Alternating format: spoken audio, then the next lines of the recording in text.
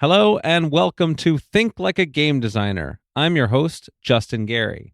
In this podcast, I'll be having conversations with brilliant game designers from across the industry with a goal of finding universal principles that anyone can apply in their creative life.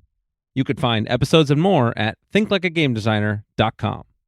In today's episode, we speak with Alex Seropian. Alex has started 4 major companies, including Bungie, Wideload, Industrial Toys, and Glenslinger Studios.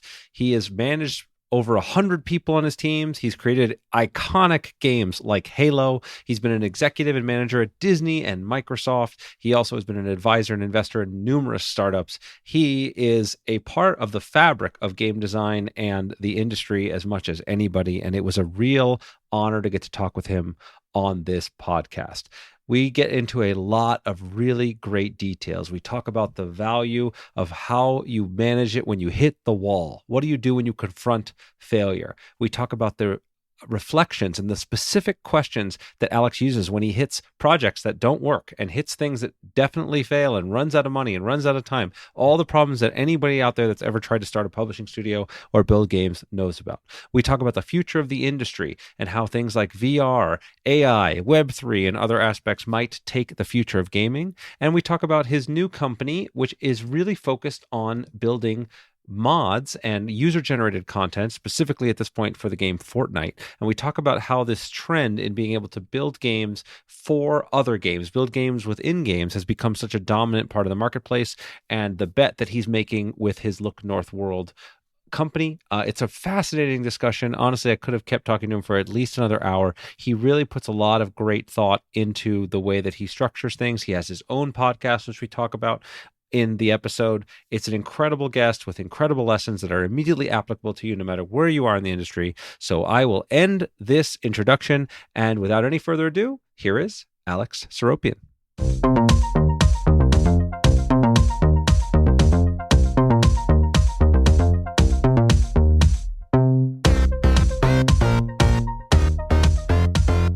Hello and welcome. I'm here with Alexander Seropian. Alex, it's great to have you on the podcast.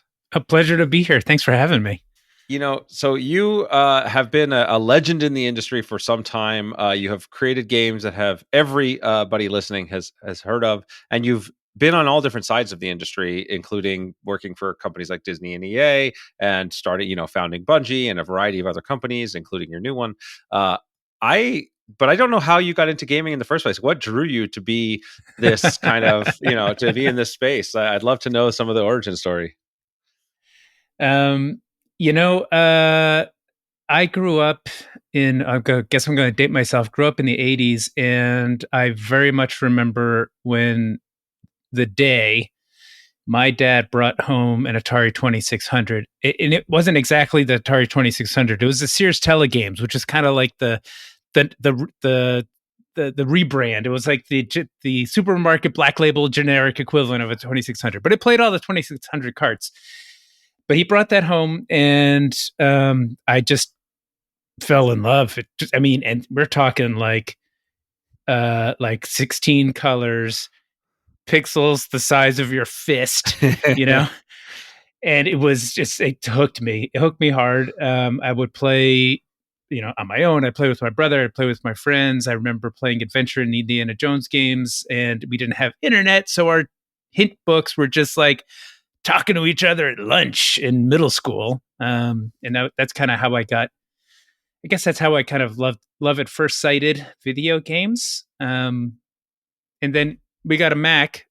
Yeah, I see it right here behind me. Yeah, I don't know if you do video, but if you're just listening, I've got a original 128K Mac from 1984 behind me. That's the computer I learned how to program on. Pascal back in the day, followed by C. Tried writing my own games, did some few simple things, ambitious things. Didn't quite get to the finish line. yeah. But so that was sort of my pathway into technology, and I had always I think there's some entrepreneurship just in the DNA. For my grandfather had his own business. Both grandfathers on both sides of the family. My dad did too. My mom was an independent writer. They had day jobs, but they all had side hustle, and always wanted to pursue that route too. So that trifecta of my entrepreneurial DNA plus my love of video games and just the craft of programming was sort of how I mean, that's exactly why I started Bungie. Yeah, that's a I great got out of college. That's a great trifecta. So there's a few things that I want to pull out of this, and I'm curious if you're able to articulate it, because it's not always easy in terms of entrepreneurial DNA. What is it that makes that? What's the key to that DNA? Is there some variation of just being more accepting of risk? Is it that there's a you default don't look at the normal paths that society tells you? Because my parents were both lawyers, and I was very much put into the this is the path that you should be on, son. You should be a lawyer. And it took me a while to realize I could break from that path. So what is different about the way you were brought up, or what principles maybe people could derive from that? I really love that question, because this is something that I've thought about a lot. I have a lot of opinions. I'm like, what makes an entrepreneur an entrepreneur? Why entrepreneurs behave the way that they do? I don't think there's one exact answer here. I will say I listen to, like, if you ever watched that TV show Silicon Valley, Yeah. or you just listen to anybody who's kind of come out of that stereotypical mold, talk about wanting to change the world. I'm a little jaded. I kind of think that's BS. I think those folks want to get phenomenally wealthy, and changing the world is their pathway to get there. And I think there's a little bit of that in any entrepreneur, because you don't, as Jordan Weissman told me, being an entrepreneur is just like getting punched in the face repeatedly. And that is absolutely the truth. Oh yeah. I work with Jordan regularly now, and he's an advisor. And so, yes, I get that message Yes. a lot. Yeah. He said entrepreneurs are the stupidest people in the world, because they're willing to do like the thing that, shouldn't be done or can't be done. And it's true. It is true. I will say, though, for me, I've always been very independent minded. I come from, both my sets of grandparents fled. They had to like leave their homes, during two different genocides in the early 20th century. And I think, I'm one generation removed from that, but I think there's this aspect of the world isn't going to give anything to you. In fact, the world's going to try and take from you. So you got to go and make your own way. That's an important, nobody ever said those words to me, but just watching how my parents, my grandparents acted, I think really sort of put that in my head. And I've always been that way. I would always prefer to go and try and figure out my own path over, just showing up for a job kind of thing. Yeah. It's really interesting. So there's as a kind of way to reframe the way I hear what you said, like this, you have to be willing to have this, this belief that you can do things other people can't, right? And this willingness to get punched in the face, as Jordan put it, and so it requires some kind of fire and fuel there. And it sounds like in this case, it's whether it's people that want to change the world and how much we believe that, whether it's people that want to get rich, or it's this fear. I know it sounds like almost a little bit of a fear impulse that there's, the world is not necessarily a safe place, and I can't just trust the paths that are around me. I've got to make my own way. It's kind of an interesting, almost dark side kind of twist to the motivation. I think that's all true. And I honestly, like, I get a lot of enjoyment, a lot of positive reinforcement for myself just out of making things. Mm-hmm. Like, I have a wood shop where I build stuff. I don't sell it, but I love the process of creating. I still write code. I still make games. I build, this company that we're building right now is unlike anything I've ever done, and treading that new ground and creating something new I think that's kind of like the creativity aspect of it as well, which wouldn't choose anything different, I guess. Yeah. Well, and this is the thing, as a creator and a kind of founder and executive, right? There's two different pieces to this, right? Because look, we all had these choices to make. Like, I love making games. I started off as a game designer working for somebody else, And then I realized I would rather, kind of control my own destiny and start my own company and launch my own games. But there's so much, so much that comes with that. So you have to kind of love not just the creative process, but in a sense, creating the creative process, right? Like building the team and building the system. And there's a certain game design aspect to how you structure a company. 100%. And Yeah. so I It's would a lot of system design. Yeah, exactly. So, I mean, you have done this to a degree that's kind of an unimaginable level of success from my perspective. So I want to understand both the good and the bad, right? What have you learned about team formation and system design when it comes to companies and building something like Bungie or any of your other companies, or of course we'll talk about your new company as well. But what have you learned over these many iterations, as well as advising other companies? There's got to be a lot of great gold in there.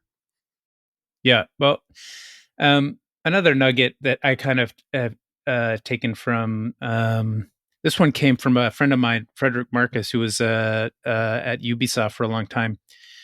And he had this phrase that was, "The project is the team," which I think kind of sums up one of the, I think, pretty important aspects of creating a game studio. Is like, often I talk to people a lot who want to start a studio because they want to make a game, and those are for two pretty different endeavors. I mean, you maybe you do one to make the other possible, but making a game is different from running a business.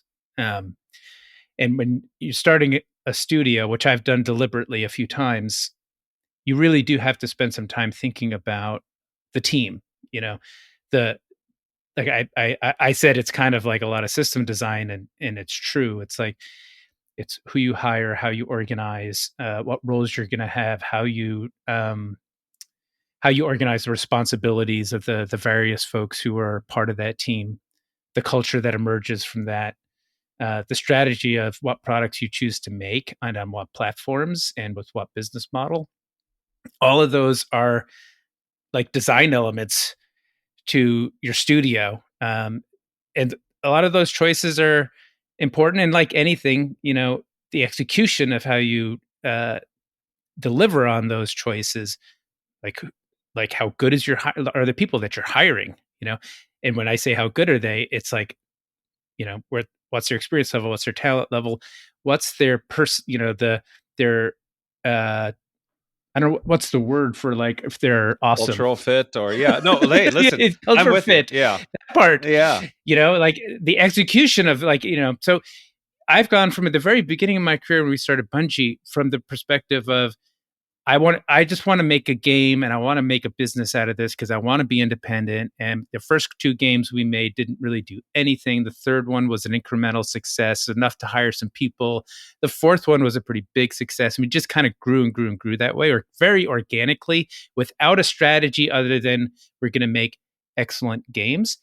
But the execution of that simple plan was at a very high level. The people that we had at the studio were excellent. The strategy, like we turned out, we didn't plan this, but because we focused on the Mac, nobody else was making games on the Mac, so we had like a great market share, etc. And as I've learned, you kind of add in some, hopefully it's smarter strategic choices at the beginning, when you get going. And like, fast forward to today, and I'm operating in a space that didn't exist even 2 years ago, let alone 20 years ago when we got started. And that is that's entirely deliberate. And the team that we built and the way that we structured is also very unique. And all those choices are very deliberate. And we're focusing now on trying to execute at the highest level.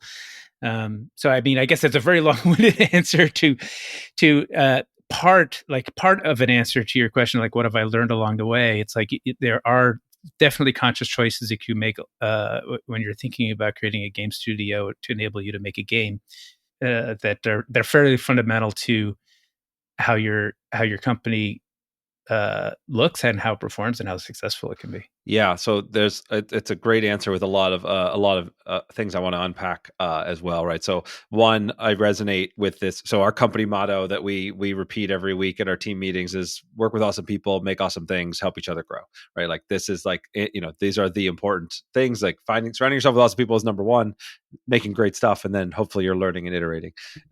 and it sounds like some of that is built in. I'm curious because what I heard, and correct me if I'm wrong, is that kind of early it was really more about you hired good people and kind of figured out your strategy as you went. Later with this new company, it sounds like you had a kind of core strategy as the lead domino. And I'm curious because I have found in my experience it sort of went the opposite, where I had a project I knew I wanted to do and started on that, and then I started hiring good people who then opened up different interests and opportunities, and then we kind of angled that way. So now we have a game that is, we started with just doing tabletop games, then we started doing some mobile and Web 2 games. Now we have a kind of Web 3 connected game that connects all three of them, and that never would have happened if not for like the somewhat organic growth of the people and talents and interests of the people that we have. And I'm curious if that's how it spread for you, or how you think about those things differently, whether it's strategy first, people first, how that evolved for you. Well, I'll tell you that no plan ever goes as planned. Yeah. Yeah. Very rare. Everybody's a plan until they get punched in the face. Yeah. Exactly. And the punches are nonstop. So the ability to adjust and to pivot, or to lean into strengths, or to reorganize around solving for challenges is critical. And that always happens. And I'll tell you, it's very easy to fall in love with an idea and to follow it to its grave, and that's an important thing, to kind of try to de-emotionalize yourself from like just kind of like sticking to. When we started Industrial Toys, we did start with a very simple idea, which was mobile is at the time, it was on the cusp of becoming the biggest game platform, but it seemed like it was growing like bonkers. And my charts at the time were like look back today, and they were like, it grew way faster than even we optimistically thought mobile would grow. So the thesis was super simple. Nobody's making games for me, for the core gamer. Let's make games for the core gamer. And what we decided to do was kind of go all in on one game, which in hindsight, I would go back and advise myself to, crawl, walk, run, not like dogpile in on, maybe a little bit of hubris, thinking like, oh, mobile is kind of a subset of these other platforms we worked on. We kind of know what we're doing. So let's bring us, I think at some points we were even saying, hey, we're going to bring I remember it was we're bringing a cannon to this fight, Yeah. and nobody wanted a cannon, and so I totally relate to what you're saying. You can have it's like scientific method, and I kind of like to think there's a decent amount of crossover between the business method and the scientific method, where you can have a thesis, but you kind of have to prove it. And you got to give yourself the space to react to adjusting that thesis when, the data, your results aren't necessarily, what you theorize they would be. 100%. Yeah, this is the principle. I call it the core design loop in my book, and it's the same idea that you need to create whatever your hypothesis is, your innovation is, figure out what the frame is that you could test it, and then try to test it as cheaply and quickly as possible, right? Because we just never know if we're right. Absolutely. Cheaply and quickly as possible. Like even when we started Look North, so Look North World, the studio that's building the UGC space. We're starting on Fortnite.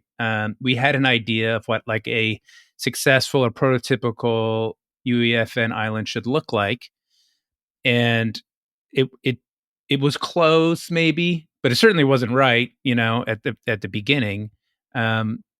So we've been lucky from the perspective of having gotten punched in the face so many times that we knew to try some. In fact, we said to ourselves, let's do the quickest thing we could possibly do to see if this will work, and that's been sort of the methodology. And, I think we're shipping our 12th game this week, and in like less than a year and a half. That's amazing. Yeah.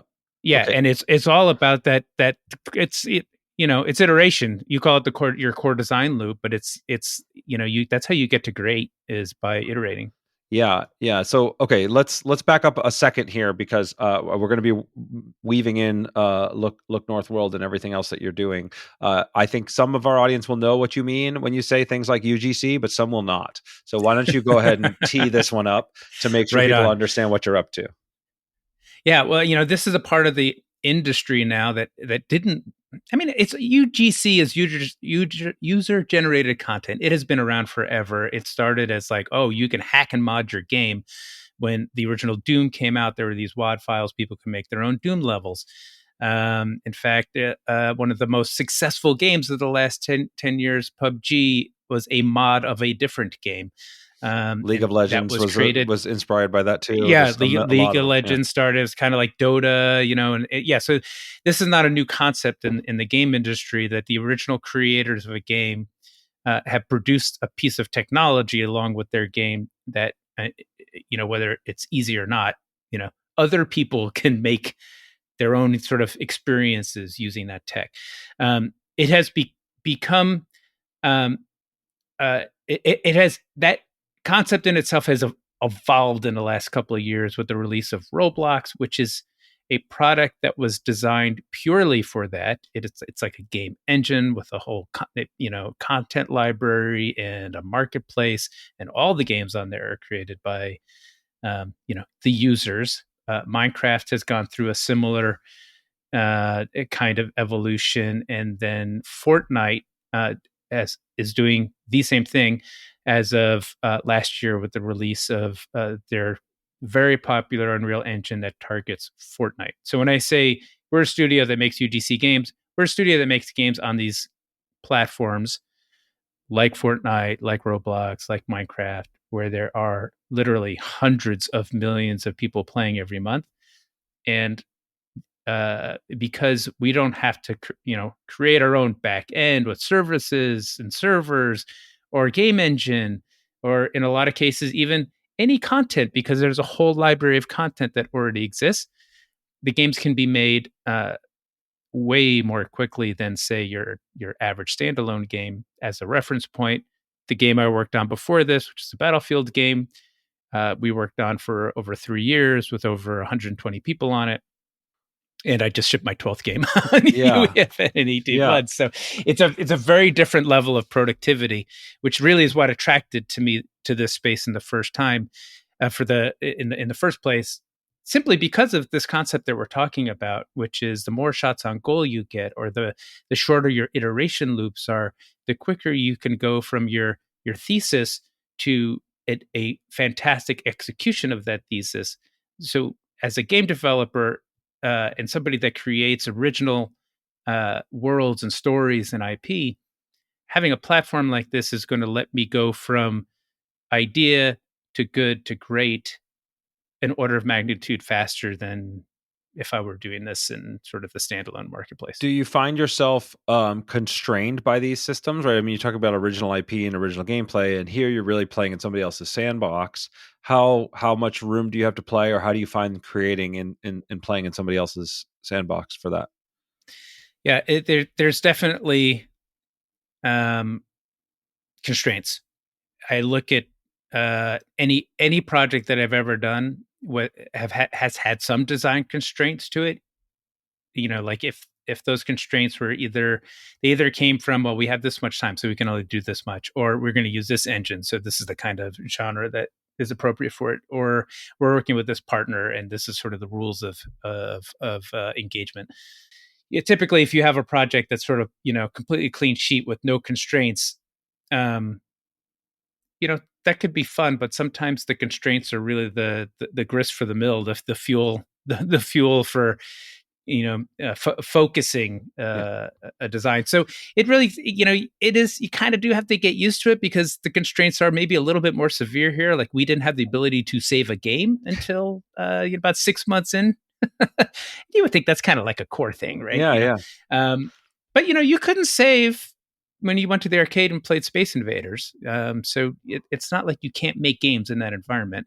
And it's evolved, but there are some real constraints on these platforms for sure. And yeah, I mean, I'm always been a big believer that constraints breed creativity, and one of the things why I was excited to have you as a guest is actually one of the pieces of advice I've given a long time to people who are aspiring designers is start by modding some of your favorite games, right? Start by building in those sandboxes because it's way easier, as you mentioned, way faster to get up and running. You've got an audience that's already somewhat interested in what's happening, and you can kind of get a lot of reps under your belt more easily. So it's really fascinating to see you going kind of full circle in your career to coming back to this.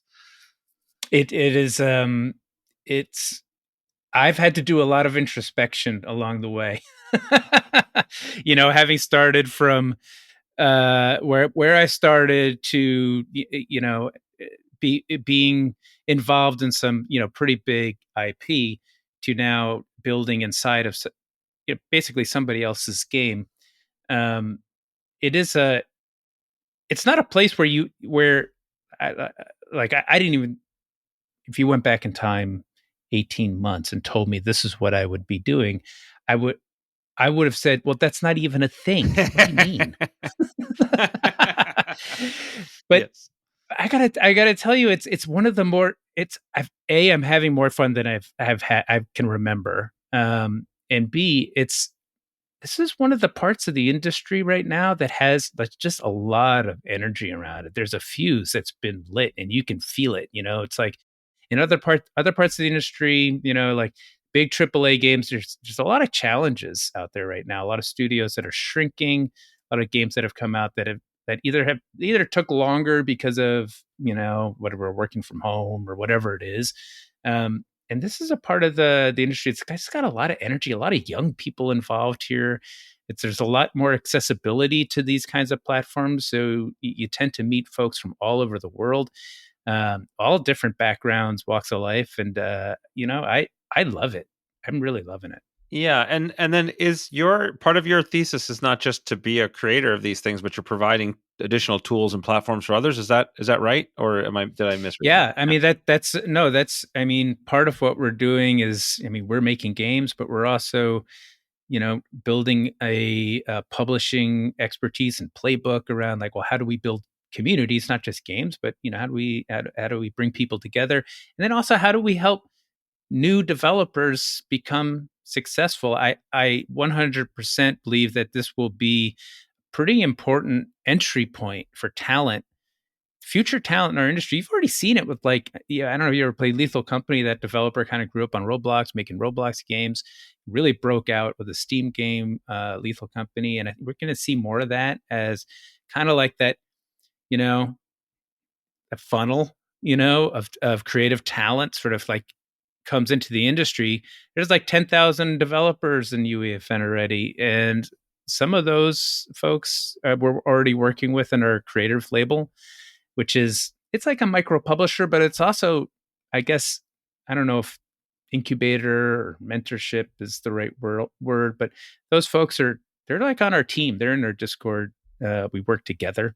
We help, we're, helping to build their games, and level them up, etc. And I really think that's where the next generation of game makers are going to come from, are things like that. Yeah, yeah, I think I agree with that. I think I want to double click on this the publisher playbook that you're developing because to me this is the area that has been the most painful and troublesome. I come from a tabletop gaming background. Most of my games are physical games or digital adaptations of my physical games. And now we have digital productions where I've partnered with the creator of Magic the Gathering and we've got a game on Steam and we're working on other aspects to it. And man, has like discovery and community building and growth on those platforms been a challenge. I mean, especially as somebody who's a small team without a lot of budget to commit to that kind of marketing and growth. What are the lessons that you've learned, or what advice would you have? Well, frankly, for people like me or others that want to get started or grow a nascent base of players. Well, discovery in general, pretty much anywhere, has just gotten challenging because we're all online and there's a lot more content and choice for folks. So yet, the advice I have and what we're building, at Look North World is kind of like two things. One is, our approach to building community is it's really about um, making it possible for conversations to happen. So that's providing places and tools for the people that are playing our games to talk to us and to talk to each other. So whether that's like a Discord that is active and supportive, and we participate in, we run regular community play tests there. We even pitch games to that audience. And it's an opportunity for conversations to start. And when conversations are happening, that's where you get your highest value. um they call it K factor, but really it's like, that's word of mouth. And creating community is a lot about, putting some authenticity and human face and fire around conversations that are happening. And it's not just a Discord, but if you have channels that you can use, that's how you can help build those channels and keep an audience engaged and grow. So that's one aspect. The other is about understanding the context in which your game's available. So if you're on a platform, and you're marketing on other platforms, they all have their own unique discovery systems, and they're almost all algorithmically run.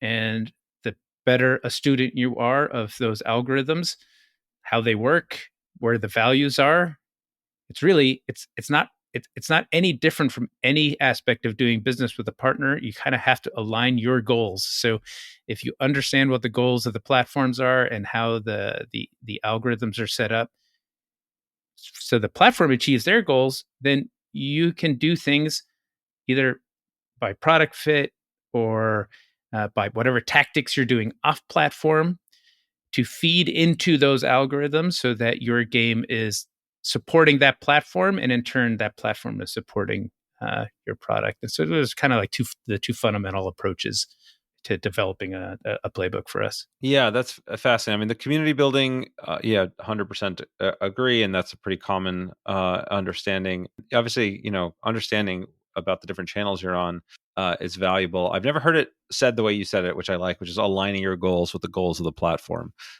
If their interests are aligned, then that will work as a way to frame kind of gaming the algorithm or whatever, which is the way I think a lot of people will put it. So what can you give an example of a platform or channel and how you've adjusted your strategy, or how you would propose a strategy for approaching that particular one, just to make this a little bit more concrete for people? Oh, sure, 100%. I mean, so when we started, we basically we had a theory that we would focus on making what we would call first-person shooter game mods. So, like, we're making games inside of the Fortnite ecosystem. We know first-person shooters. I know, Fortnite's third person, but like you could just think of like, oh, okay, we'll make like a team deathmatch game. We'll make a game that's like a tactical shooter, and those are great.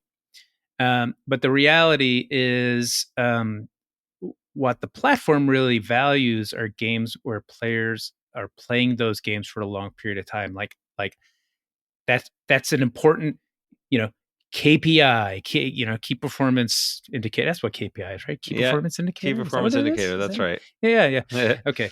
There's so many acronyms. Oh yes, I know. That's why I always try to. Yeah, Thank you for breaking it down, because yeah, there's so much jargon, and like half my job there's is a like lot of jargon. break down the jargon for people. Yeah. So if you figure out that, oh, okay, well, really games that have a long play time, session time, somebody will get into the game and they'll play it for an hour. If that's really if that's important to the platform, well, is there anything that we can do with either the games that we have or the kind of games we might make next that might lean into that? And I know that sometimes, if you're a purist game developer, you might hear that and go, well, I just want to make the games that I think are fun. Like, can't we just optimize for fun? Well, okay, that's art and that's cool.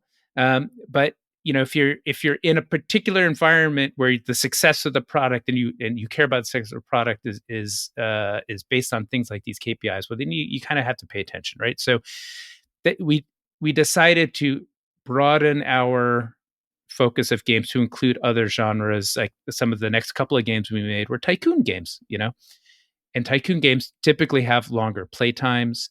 And when you design them with that in mind, you just end up, it's like the opposite of a design constraint, I guess. It's a design goal. And that is energizing just as much as a constraint. Where it's like, oh, okay, well, I got some ideas for how we can do that. Um, and that's just that's a real simple example of kind of trying to optimize our slate for what the platform really cares about. Yeah, and how did you learn that this is the Fortnite platform specifically in this case, right? That how did you learn that time played was the most important metric for you to pay attention Research. So that's some of that information comes from looking at data of what games are succeeding, and then looking at where possible. Some of this data is not always publicly available, but there are ways to get after data that matters. Looking at you can there are sites that scrape data that you can look at. You can form relationships with other developers to sort of share information. You can talk to the platform holders about where to look for data and what data is available wherever. But when you get data, this is why that core loop that you're talking about. It applies to not just your game making, not just running a studio, but also how you publish games. Maybe even the most about how you publish games. You're able to get some market data, real data about games.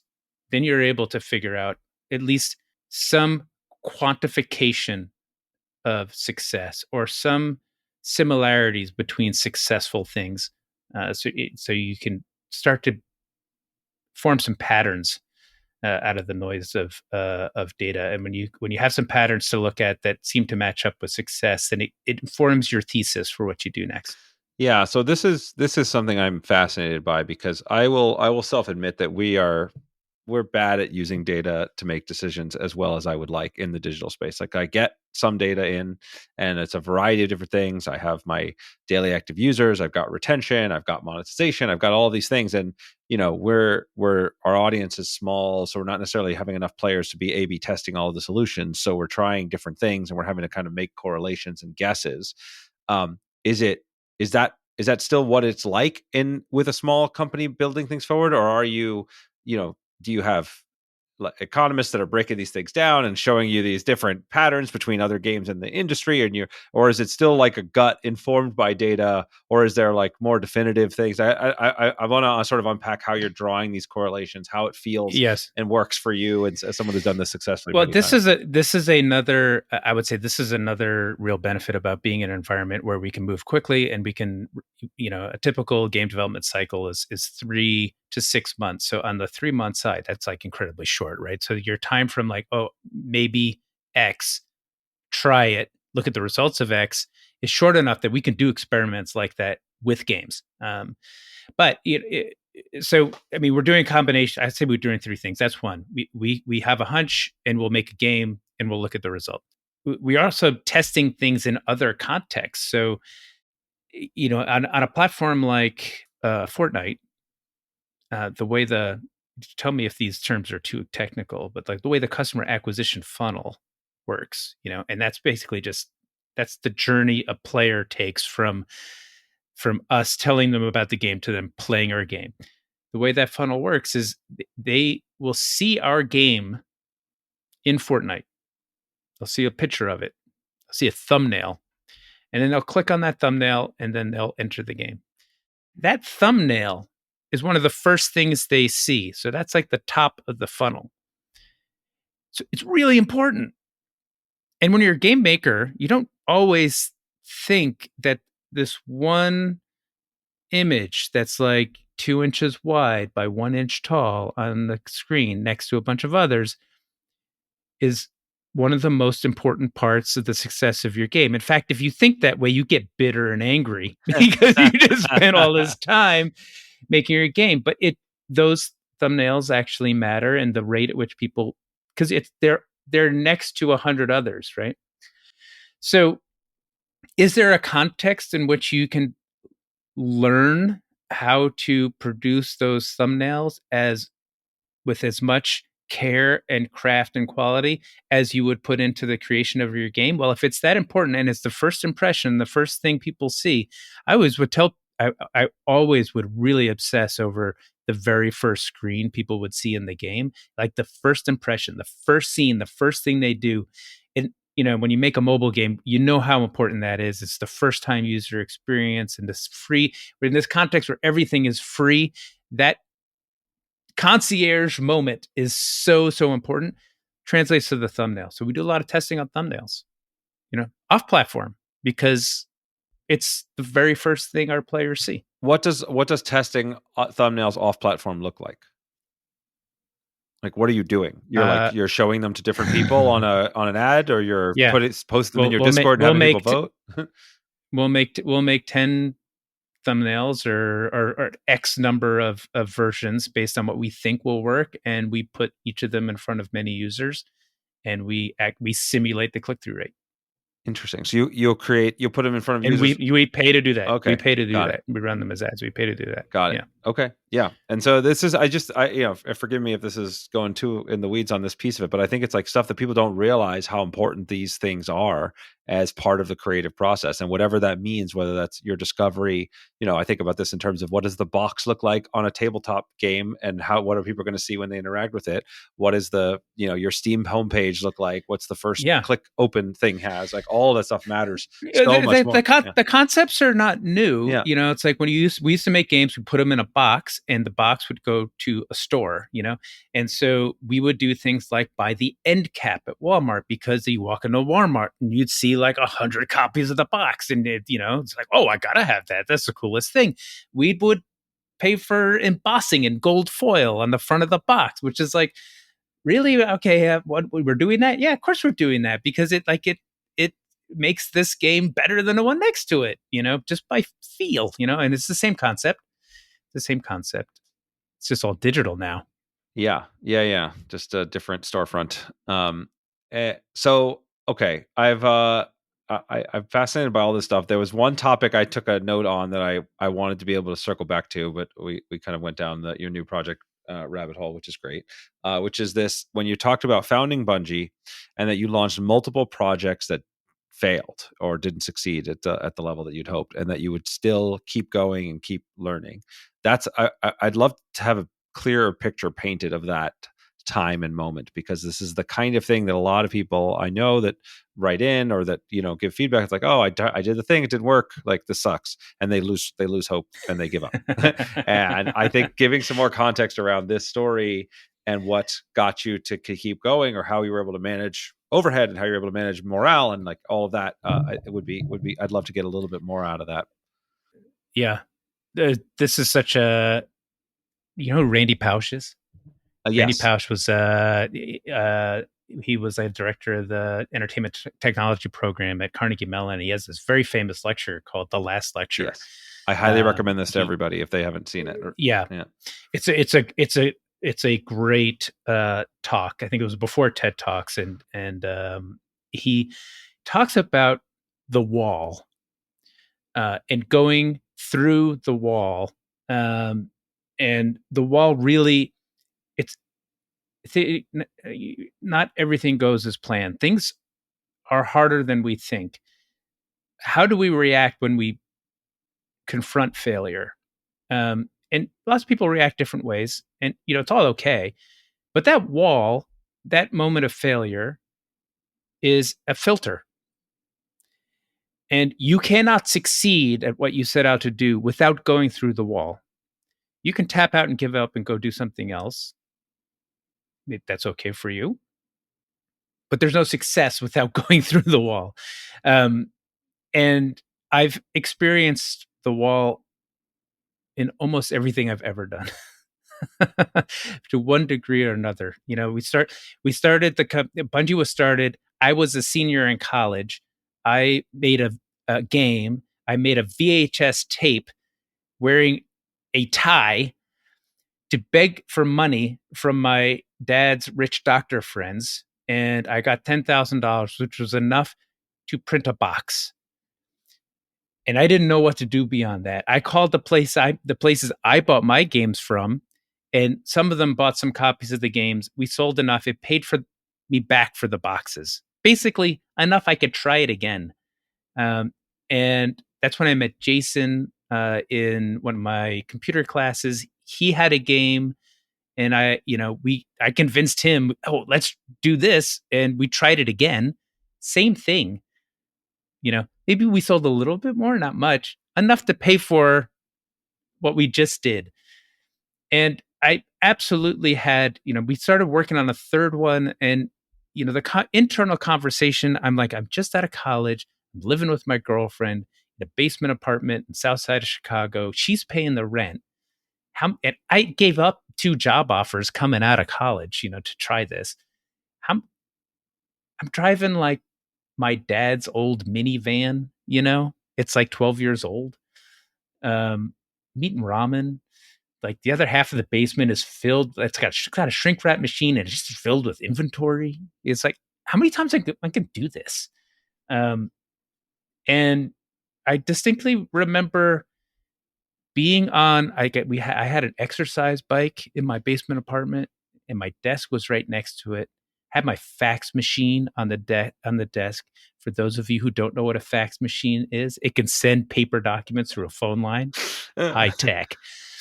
And we had been working on the third game was Pathways into Darkness, and I had been introduced to what were they called? It wasn't Triumph. It was in Australia. I blanking on the name of the distributor, but they were a distributor that they sold computer games. I got an introduction to them.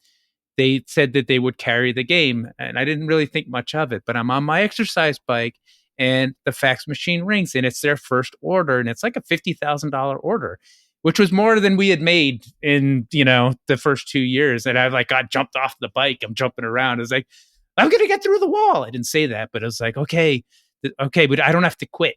Yeah. And to one degree or another, like on every project I've done, on the first marathon game, on the myth games, on the Oni games, on pretty much anytime you're trying to do something you've never done before, it's really easy to get to points along the way where you think you're going to fail, or something's not working, or you're stumped. And my advice is to, and I tell folks who are fellow entrepreneurs, you just got to find a way to survive, because there's always a solution. There's always a path. You just need to find a way to survive long enough that you can get to that path. So I am so glad I dug back into this story. That was fantastic. So it is both a great piece of advice and a visceral brought us in very viscerally to the experience. So I'm going to bring up the obvious kind of follow up here, right? This is the the expression of the wall. I like to use the phrase the dark forest. I think I got that from Tim Urban originally, right? That you're just kind of wandering around. You don't really know how to get out. You don't know where you're going exactly, but like there is a way out. You just don't know it. And then how do you deal with being in the dark forest? And I don't get into the dark forest any less after doing this for 20 plus years. I just have more confidence that I will figure it out at some point. But the question I get asked often when I talk about the dark forest, and I'll put to you as a similar concept of busting through the wall, is how do you know, right? Some advice is just keep going, persevere, whatever it takes. And then there's other times where like, hey, this idea is not working. The world is telling you it's not working. You should be changing gears. You should be pivoting. And how do you know when you're the guy that's supposed to push through the wall and just one more step forward and you're going to get that order and you're going to get that thing? And every time it's like, hey, bro, take the data, make a different decision. It's not quitting. It's pivoting. People like the word pivot. right. How do you wrestle with that distinction? That is a really good question. I mean, I try to think about things both from a like, what am I learning point of view, and what are my options. Um, so when I'm faced with like a challenge like that, existential challenge, design challenge, cash flow challenge, um, I reflect on what I just learned. Why isn't this working? Like, is there a reason why this isn't working? And then what are my options? Like, do I just need more time? Do I need a different approach? Do I need different people? So somebody like a different context. Can I change my context to make this work? And then try to move from there. Often, often the challenge is time. In our industry, we have chosen the most difficult thing to do.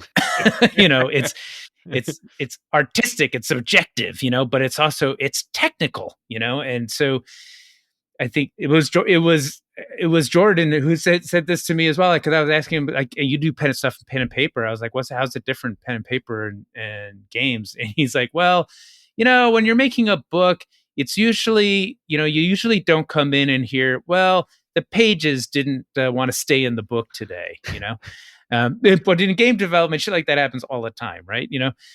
So we've chosen something that's very hard to do. Often we're faced with challenges related to time, like, hey, this had to be done by this point in time, either because of cash flow or because there's a release date or there's a promotion date or whatever.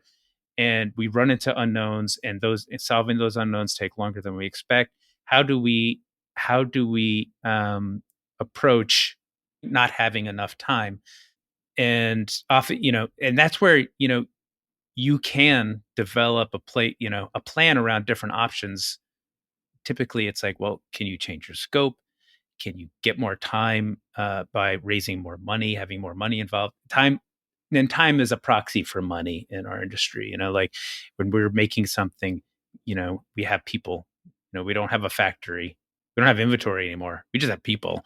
So if you need another month, well, it's easy math. What that's going to cost. So often things just boil down to that triangle. That production triangle where you've got like quality, scope, and time or budget. Yeah. The good, cheap, fast, as the triangle, as I refer to it. Generally speaking, you get two, and if you're lucky, maybe, if you're lucky. Okay, great. Yeah. So, and then just to dig in a little bit more on this one, I love the structure, right? Asking these questions: what am I learning? What are my options? Can you think and shift context? Is that process for you like a formal process, like you're writing these things down, or is it just like you're going off into the woods, or you're brainstorming with the team? Like, what is it on the ground level when you're in this crisis moment, you're facing the wall or the dark forest? Is it how do you make sure that you go through these questions and you optimize your chance of finding the good result? Usually they begin as introspection, and that's a personal journey that then turns into a conversation with the team. And sometimes we take that a step further and actually try and kind of iterate out like, okay, let's make a pro cons list on here. Let's actually think about how viable are some of these options. So sometimes when money's involved, so I mean, here's a great example. When at Industrial Toys, we had shipped our first game. We'd raised a bunch of venture capital. We had gone all in on our first game. It didn't return, and we were working on taking what we learned from that and putting it into our second game. And we had two. Basically started two games at once. Like, okay, here's a second game in this genre that we learned a bunch about, and here's a game in a new genre. And that's a thing that we did when we kind of staffed up to finish the first game, and we're starting a new game. And through that process, we had to figure out how to get those games to the finish line, which meant more time or a partner. And in that climate, looking through what was actually doable, raising another round of venture was much higher risk. And what we ended up doing was divesting one of those games so that the game that we wanted to make was going to be less expensive to make. And that's not a thing that we would have that wasn't like an obvious choice. That was a choice that came out of a bunch of introspection and a bunch of brainstorming about like, what are our options here? Yeah. Yeah, that's a great illustrative example. Yeah, one of the things I'll do is we'll go through like an assumptions challenging exercise with the team, where we'll literally put down like all of the fundamental beliefs down to the basics of like, we're making a game right now, right? And then just like try to go through the exercise of like, all right, what if that wasn't true? And then a bunch of times it's like nothing comes of it. But with it, inevitably, after 30, 45 minutes of this, we'll find something that was like we took for granted that clearly is not the case. And if we go a different route, there's some new door open to us. So any different tactics to try to get at that seem really valuable. The next topic I wanted to cover is the future of the industry.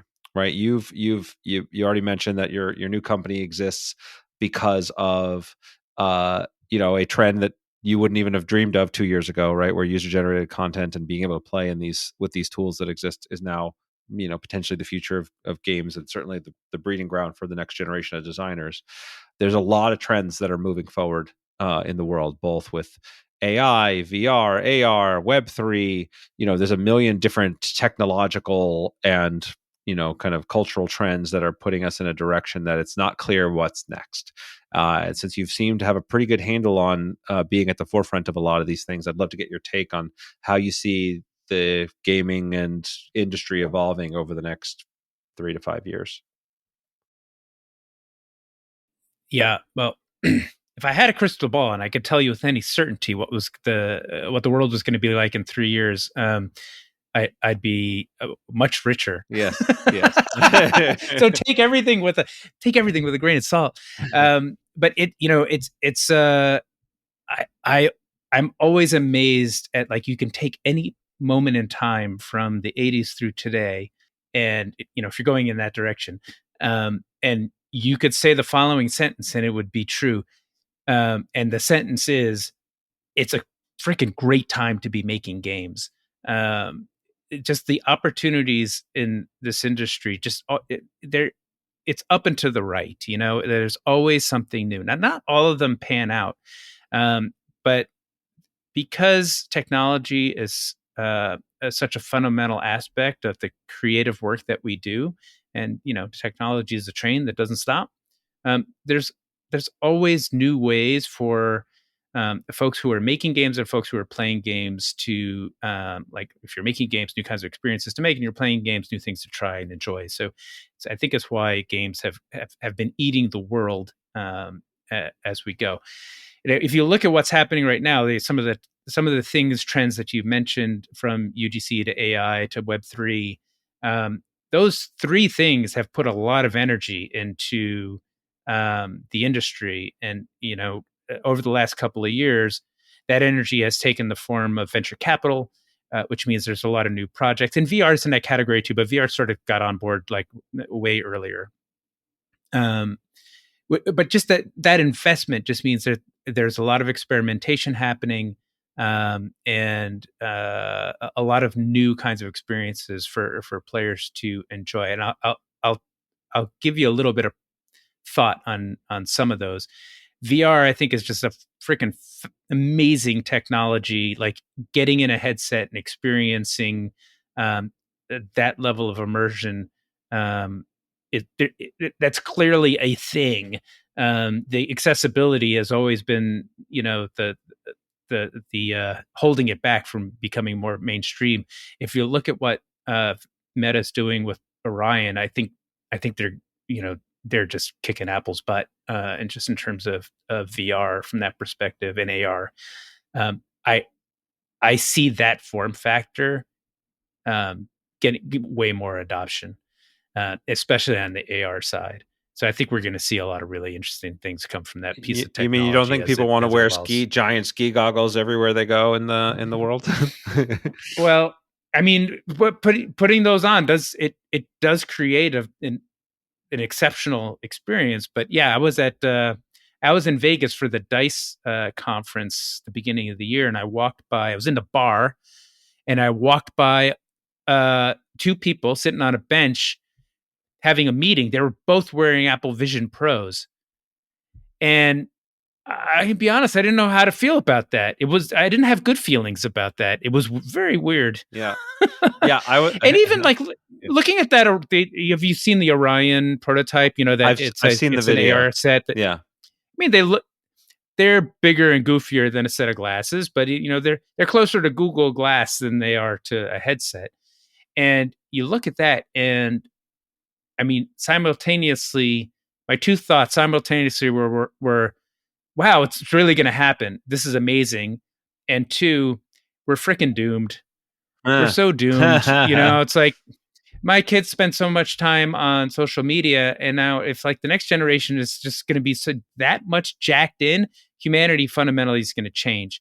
Hope, we can hope it's for the better, but who knows? Yeah, Who yeah. knows? Well, that's the part where we get into the who can predict the future, right? And I'm Who can generally predict the future? I'm generally comforted by the fact that if you look back at every single generation, looking at the next generation's technology, they were worried that would be the death of society, right? TV is going to rot your Yes. brain. Social media will be the end of us. Video games are going to rot your Yeah. brain. There's even records from the earliest books that people were worried that would destroy our ability to tell stories and connect through the oral tradition. Like everybody's worried about every level of technology.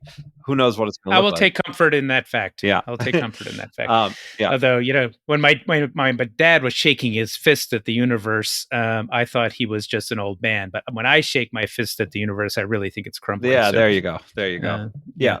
But that's VR.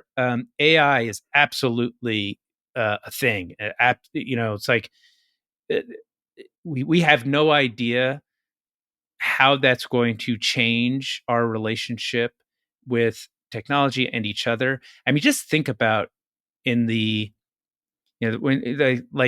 internet really just started kind of like becoming a thing in the 90s, late 90s. If you were around pre-internet, you would not have predicted just what our lives, like the impact the internet has had on our lives. And it's not in any way that science fiction wrote books about. It's in very different, more fundamental and subtle ways about how we communicate with each other, the speed at which we do, how we navigate our world, how we engage with not just each other, but communities, culture, and commerce. It's woven into everything, and it has made us in some ways exceptionally more productive, and in some ways exceptionally more destructive. I think AI is going to have an even bigger impact on us. You can't write the script for it today, but even today, you can sit down at your computer and you can tell your life story to Chat GPT, and then you can ask it questions about yourself, and it can write your book for you. And that's just mind-boggling, and it's just getting started. This is baby. Right. Today's AI is the worst AI you will ever have, right? It's only going to get better. Exactly. Yeah. Exactly. And so whether you think it's like a fad or what, you're wrong. It is the fundamental technology that will, reshape society just like the internet did. I believe that. What it means for games, I think it's going to be a tool, and it will weave itself into features, just like multiplayer was an output of connectivity. I think we'll have things like global context inside games, which is a fascinating concept to me, where there's characters in the games that know what every single player in the game has done, and it could tell you things. That's an amazing design feature. Having a sort of like a NPC LLM. There's 3 acronyms for you if you want to have them. But so AI, I think, is a really big game changer. No pun intended. Web3, I mean, we'll see. I got a lot of friends that are building in the Web3 space. I see the benefit. I think the just blockchain in general is an incredibly interesting bit of technology. Seems less fundamentally game changing to me, but I think there'll certainly be interesting things that come out of it. And I think UGC, like what's happening with UGC, it's an output of player behavior. I read an article at the beginning of this year about how it's like something like 60% of playtime is in games that are 7 years old or older. So like what we're seeing is the development of these communities around games that are growing. They continue to grow. You look at Valorant, you look at Roblox, you look at Fortnite. These are games that have been around for years and years. Fortnite's over 7 years old, and it's hitting all-time highs still. Because these are enduring communities that it can continue to keep and attract players, and there's an investment that players make into these games that they're the switching cost is high enough that there's a real incentive to stay with your friends and stay with your ecosystem. And I think what that provides is it provides the opportunity to build these new kinds of platforms. So like the game is the platform, as opposed to a piece of hardware being the platform or a piece of software being a platform. The game and the vocabulary that goes with it, the culture that goes with it, the like how the friends graph work and how the content presentation is. All of that is part of that platform, which is giving rise to new kinds of opportunities for people to build and engage players, entertainment, advertising, even, and that's kind of fascinating to me.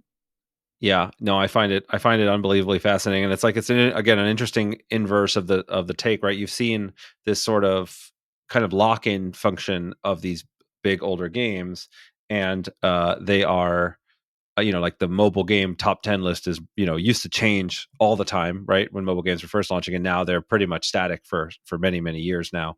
And so these megalith games have taken over in a way that makes it in some sense harder for new games to break through, but in another sense, insofar as they allow for this sort of creatively playing in the sandbox. Maybe this is this whole other industry that people make a living making Roblox UGC, and potentially with what you guys are doing, which is an interesting uh, reverse take on that trend, I guess. A more empowering take, I guess. Well, the kind of engagement that exists in a platform like Fortnite is it's different. It's in some ways it's a lot more powerful because those the players that are in that ecosystem, they choose to be in that ecosystem, and they've been in that ecosystem for a long time. And if you're um, making games or you want to be part of that community, you know where to find them. Whereas if you're trying to build a community from scratch, you you have to invent how to find those players, Yeah. and then you have to recruit them, and then you have to keep them. So in some ways, I had this realization. I'm a dummy. Fortnite's programming language is called Verse, which is kind of a shortcut for metaverse, I guess. Well, So I think they in some ways they don't really call what they're doing with Fortnite the metaverse, but if you've read Ready Player One or if you've read any Neil Stephenson, it you see the you see that trend line. yes. Well, and this is a really interesting topic because right, this is where the Web3 piece I think is the most interesting, because Web3 is very directly trying to build a kind of interoperable metaverse, which is very very difficult to do. Whereas a centralized space like a Fortnite or a Meta, Facebook proper that has a large audience can build that world and let you play within it, but then they have all the control and you're playing in their world. Whereas I view the project of most of the Web3 games as a trying to build a system that allows for far more interoperability. And again, you say you try to find the players in Web3, the wallets of everybody that's playing a game, right? Everybody that has the objects in that game or tokens in that game, and so you can actually reach them directly in a way that's potentially very interesting with things like airdrops, etc. So I think, like, in many ways, leaving AI aside for a second, a lot of these puzzles we're trying to solve with UGC and this other thing are how do you solve the discovery problem, right? Which is it's easier than ever and better than ever to make games. It's harder than ever to kind of get discovered and build a community, right? That's true. That's true. And okay, well, we've run a long time. I could talk about this stuff forever, and yeah, I really appreciate you being very forthcoming with a lot of your the stories and some of the hardships that you've gone through, and you've really distilled a lot of these lessons in great ways. I want to make sure that people that want to find your cool new stuff and participate in your world, in the UGC world, where should they go? How can they find you? How can they play your awesome new games?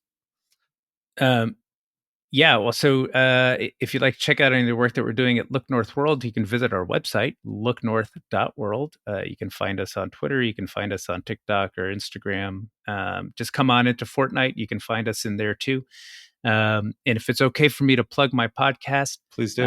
Also host a podcast called The Fourth Curtain. And it's a show that brings you stories from some of the biggest creators in video games. And you can find us at thefourthcurtain.com or wherever you find your podcasts. Yeah, I had done a little research and had only discovered the podcast about an hour before we started talking. So I am definitely going to be listening to it. This is right up my alley. So I'm excited, and I love what you're doing, and I love that you're spreading this knowledge and opportunity for new creators. So this has been just such a wonderful chat. So thank you so much for coming on. Oh, thank you. It's been awesome and great to hang out with you. All right, Thanks a lot. Thank you. Thank you so much for listening. I hope you enjoyed today's podcast. If you want to support the podcast, please rate, comment, and share on your favorite podcast platforms, such as iTunes, Stitcher, or whatever device you're listening on. Listener reviews and shares make a huge difference and help us grow this community, and will allow me to bring more amazing guests and insights to you. I've taken the insights from these interviews, along with my 20 years of experience in the game industry, and compressed it all into a book with the same title as this podcast, Think Like a Game Designer. In it, I give step-by-step instructions on how to apply the lessons from these great designers and bring your own games to life. If you think you might be interested, you can check out the book at thinklikeagamedesigner.com or wherever fine books are sold.